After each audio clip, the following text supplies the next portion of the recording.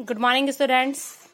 मैं पूजा मैम आज आपको स्टैंडर्ड 12th में इकोनॉमिक्स में चैप्टर 2 का आगे का पॉइंट पढ़ाऊंगी। जिस पॉइंट का नाम था, हमने कल एक टॉपिक देख लिए थे, उसमें से जो टॉपिक का नाम था कि विकास के निर्देशक, उसमें पहला टॉपिक का नाम था कि राष्ट्रीय आय का वृद्धि दर। अब सेकंड पॉइंट हमारा है कि प्रति व्यक्ति आय का वृद्धि दर। ठीक है, अब अगर हम प्रति व्यक्ति आय का वृद्धि दर देख रहे हैं तो हमें पता होना चाहिए कि प्रति व्यक्ति आय अर्थात क्या। ठीक है, तो प्रति व्यक्ति आय अर्थात ये होता है, यहाँ देखिए मैंने लिखा है सूत्र में कि देश की जो कुल राष्ट्रीय आय होती है, उस देश की कुल राष्ट्रीय आय को देश की कुल जनसंख्या से भाग देने पर हमें जो औसत आय प्राप्त होता है उसे हम क्या कहते हैं, प्रति व्यक्ति आय। अगर हमें इसे शॉर्ट में समझना होगी किस तरह से विकास का निर्देशक है या मापदंड है, तो हम सिंपल सी भाषा में कह सकते हैं कि जिस देश का प्रति व्यक्ति आय ऊंचा होता है और वृद्धि दर ऊंचा होता है, उस देश का आर्थिक विकास ऊंचा होता है। और जिस देश का प्रति व्यक्ति आय नीचा होता है और वृद्धि दर नीचा होता है, तो उसका आर्थिक विकास कैसा होता है, नीचा होता है। और जिस देश का प्रति व्यक्ति आय स्थिर होता है और वृद्धि दर भी स्थिर होता हो, तो उस देश की प्रति व्यक्ति आय भी कैसी हो जाती है, स्थिर हो जाती है। इस प्रकार की मान्यता को अनेक अर्थशास्त्रियों ने अथवा और उसके साथ साथ संयुक्त राष्ट्र संघ के जो निष्णात हैं उन लोगों भी ने क्या किया, इसे एक्सेप्ट किया अथवा तो स्वीकार किया अथवा तो उसकी हिमायत की है। तो आइए देखते हैं कि आर्थिक विकास का उद्देश्य क्या होता है। आर्थिक विकास का उद्देश्य होता है कि जीवन स्तर को सुधार कर मानव विकास को ऊंचा ले जाना।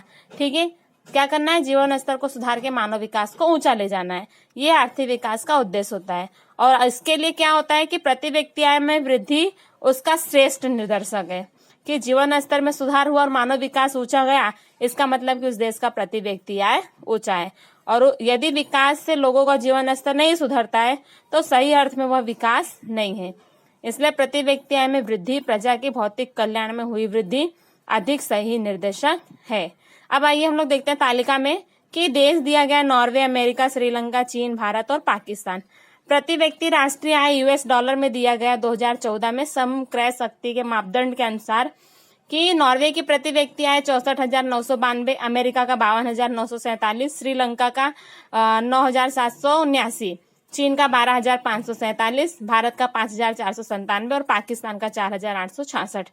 अब यहाँ पे आप एक चीज देखिए कि प्रति व्यक्ति आय नॉर्वे और अमेरिका का ज्यादा है, लेकिन वृद्धि दर नॉर्वे और अमेरिका के कंपैरिजन में भारत का ज्यादा है। ठीक है, या चीन का ज्यादा है। इससे हम कह सकते हैं कि वृद्धि दर ज्यादा है तो प्रति व्यक्ति आय, भले प्रति व्यक्ति आय ज्यादा नहीं लेकिन वृद्धि दर ज्यादा है, तो हम कह सकते हैं कि देश का आर्थिक विकास हुआ है। इसके विश्लेषण में आइए हम देखते हैं कि भारत की प्रति व्यक्ति आय 2014 में समक्रय शक्ति के मापदंड के अनुसार 5,497 अमेरिकन डॉलर है, जो नॉर्वे, अमेरिका, चीन, श्रीलंका की तुलना में काफी कम है। भारत की प्रति व्यक्ति आय नॉर्वे से 11 से 12 गुना कम है, यानी कि नॉर्वे का विकास दर भारत से 11-12 गुना क्या है, ज्यादा है। लेकिन फिर भी भारत की प्रति व्यक्ति आय का वृद्धि दर ऊंचा है, जिससे विकास तेजी से हो रहा है, ऐसा हम कह सकते हैं। अब उसके बाद में हम देखेंगे मर्यादा। आगे हमने क्या देखा कि प्रति व्यक्ति आय का वृद्धि दर देखा, उसको हमने तालिके के अनुसार समझा, उसका विश्लेषण भी किया। अब हम उसकी मर्यादा की तरफ आ रहे हैं। तो पहला मर्यादा सिर्फ अनुमान। हम क्या कर सकते हैं कि प्रति व्यक्ति आय का अनुमान लगा सकते हैं। क्यों? क्योंकि जो राष्ट्रीय आय की गणना होती है वो राष्ट्रीय आय की गणना प्रत्येक एक वर्ष में होती है, लेकिन जो जनगणना होती है, अगर हम प्रति व्यक्ति आय की काउंटिंग कर रहे हैं तो हमें प्रत्येक व्यक्ति की भी काउंटिंग करना होता है। ठीक है, और वो प्रत्येक व्यक्ति का काउंटिंग प्रत्येक 10 वर्ष में होता है। और प्रत्येक 10 वर्ष में काउंटिंग होने की वजह से क्या होता है कि जो बाकी के 9 साल होते हैं, उस 9 साल में हम प्रति व्यक्ति आय का सिर्फ अनुमान लगा करके क्या करते हैं, उसके आंकड़े को लिखते हैं। इसलिए ये क्या है, मर्यादा बन के रह गई है। सेकंड है कि राष्ट्रीय और प्रति व्यक्ति आय की गणना करने में मुश्किल। देखिए, राष्ट्रीय आय की गणना करने में उत्पन्न परेशानियां हमने आगे देखी। उसी प्रकार प्रति व्यक्ति आय चालू भाव पर गिने या स्थिर भाव पर गिने, वो भी परेशानी होती है। इसलिए इसकी वजह से भी हमारा ये क्या एक मर्यादा बन के रह गया है। थर्ड है प्रति व्यक्ति आय सिर्फ औसत दर्शाता है कि प्रति व्यक्ति आय क्या, ये सिर्फ औसत दर्शाएगा। जैसे कि देखिए, औसत के आधार पर कोई निर्णय नहीं लिया जा सकता, मतलब एक एवरेज के आधार पर हम कोई भी निर्णय नहीं ले सकते। देश के विकास का स्तर भी नहीं जाना जा सकता है। यदि प्रति व्यक्ति आय बढ़ती है तो देश में आय का वितरण समान रूप से हो तो ही आर्थिक विकास हुआ, ऐसा कह सकते हैं। यदि वितरण असमान हुआ हो तो आर्थिक विकास नहीं हुआ, ऐसा माना जाएगा। इसलिए प्रति व्यक्ति आय रूपी निर्देशक भी दोषपूर्ण है। क्यों हम ऐसा कहते हैं? क्योंकि हमें पता है कि जिस देश में जो आय का वितरण होता है, जैसे हम लोग कहते हैं ना कि अमीर, हमारे भारत देश में अमीर लोग और अमीर होते जा रहे, गरीब लोग और गरीब होते जा रहे। क्यों? क्योंकि वो आय का जो वितरण है वो समान ना होकर के कैसा है, असमान हुआ है। इसकी वजह से क्या हो रहा है कि हम नहीं कह सकते, भले कि हो सकता है कुछ एक भाग ऐसा हो या कुछ एक लेवल ऐसा हो कि जिसमें लोगों की प्रति व्यक्ति आय ज्यादा हो, लेकिन उसी जगह दूसरा कोई एक लेवल ऐसा हो कि जिसकी प्रति व्यक्ति आय क्या हो,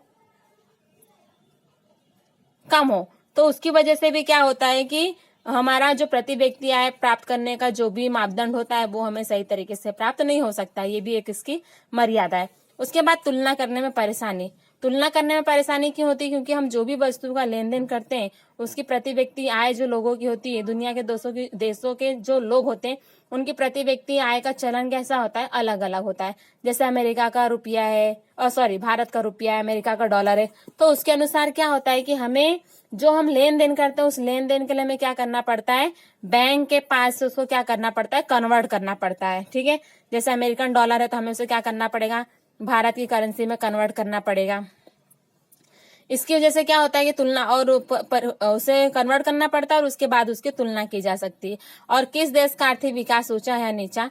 दुनिया के सभी देश अपनी विनिमय दरों पर अनेक प्रकार के प्रतिबंध लगाते हैं। जैसे अलग अलग देश होते हैं ना, कि मान लीजिए कि यहाँ पर अगर जो वस्तु 100 रुपए में मिल रही हो, या एक हम एग्जाम्पल देखते हैं यहाँ पे कि अमेरिकन का जो $1 बराबर यहाँ का 75 रुपए 54 पैसा समथिंग है। कितना?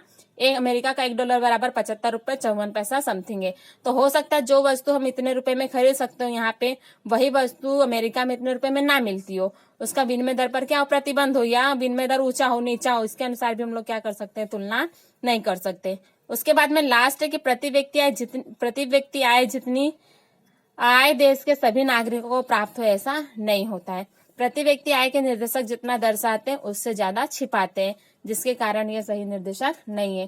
कहने का मतलब क्या है कि जो हम प्रति व्यक्ति आय का जो सर्वे करते हैं वो नागरिकों पर डिपेंड होता है। अब हमारे यहाँ के नागरिक ऐसा है कि जो अपनी इनकम को छुपाते हैं, बताते नहीं है। ऐसा होता है ना, जैसे हमारे पास में भी जो बीपीएल होता है, बीपीएल कार्ड होता है, वो किन लोगों के पास में होता है? जो लोग अमीर होते हैं ना उन्हीं के पास होता है। और क्यों उन लोगों के पास में बीपीएल कार्ड बन पाता है? क्योंकि उन्हें पता है, वो लोग क्या करते हैं, अपनी इनकम को छुपाते हैं, और इनकम को छुपाते अपनी इनकम को कम बनाते हैं, और उसका बेनिफिट उठा के वो लोग क्या करते हैं, ऐसे बीपीएल कार्ड, ठीक है, एपीएल कार्ड, ऐसे कार्डों को क्या करते हैं, आय का प्रमाण पत्र प्राप्त कर लेते हैं। जिससे क्या होता है, उनकी प्रति व्यक्ति आय छिप जाती है। और अगर उनके प्रति व्यक्ति आय छिप जा रही है तो हमें क्या होगा कि हमारे देश की प्रति व्यक्ति आय कितनी है वो हम लोग जान नहीं सकते। तो ये भी उसकी क्या है, एक मर्यादा बन करके रह जाती है। तो बस आज के लिए इतना ही। धन्यवाद।